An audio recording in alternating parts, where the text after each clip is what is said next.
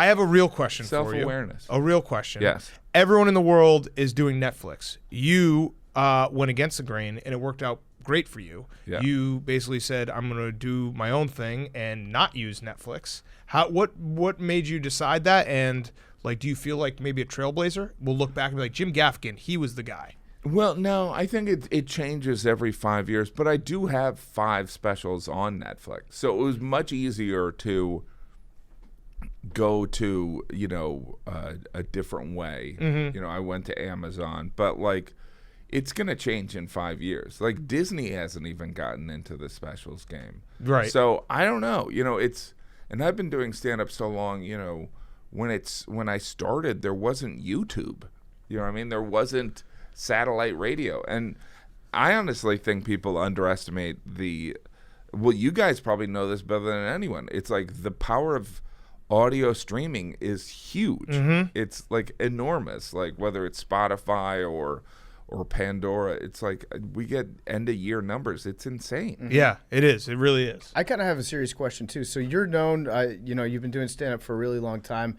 One of the big things that you do during your show is you almost do the voice of a heckler or the third person that's like observing your stand-up material, who's criticizing you as you do stand-up. Yeah. So it kind of takes the piss out of the audience a little bit because you're saying what maybe your harshest critic might be thinking at the same time. Have you found that you've had to adjust that at all, given that I feel like in today's day, hecklers aren't as prevalent in comedy as they used to be? It's weird because I think it's ever changing, and it depends on the room. Because like in the UK, they still heckle. Yeah. But like I would say that there's going to be a trend towards it, back to it. Like the whole roasting trend has really kind of brought that out too. And so it depends on the situation and the cringe guys and these guys, it's a different, it's always changing. There's pockets of different. I get nervous around you guys. Yeah. We're intimidated. We're alphas. It's ever changing. So like the heckling could come back.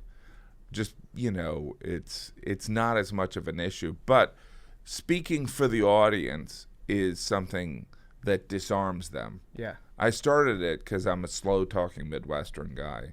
And when I started in the early 90s, it was kind of like going on stage was like combat. You know what I mean? It was like they didn't know how to behave. They were just used to Dice Clay, you know what I mean? Or Rodney Dangerfield, where the audience was a willing participant. And it's shifted, but there are pockets where it's different. You ever thought about doing like a Gallagher thing and smashing fruit on stage? No. That'd be nice cool. turn. That would be cool. People, they miss getting hit in the face with watermelon seeds at comedy shows. Probably in the next 20 years, there will be like some movie where like Tom Hanks will play Gallagher, and it'll be like, and we'll all love be Gallagher awesome. again.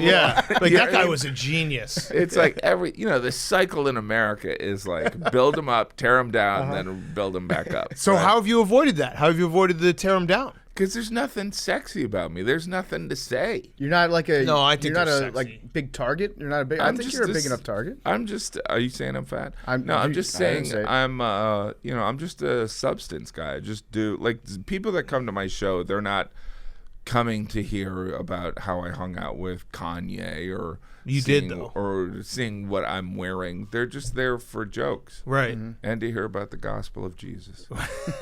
And the hot pockets. So you get mad that people. Is that like Freebird for like when people yell? Do hot pockets. It's a strange thing. So like when I do larger shows, I might do it as an encore, but it's weird because like usually the unspoken rule in comedy is that you're going to show up with new, really good material. Like if you just did the old material constantly, people would be like, I'm not going. I've already seen it. Right. So it's weird. It's like a blessing and a curse. Right. There's definitely times when people yell it, and I'm kind of like, I don't know how to respond.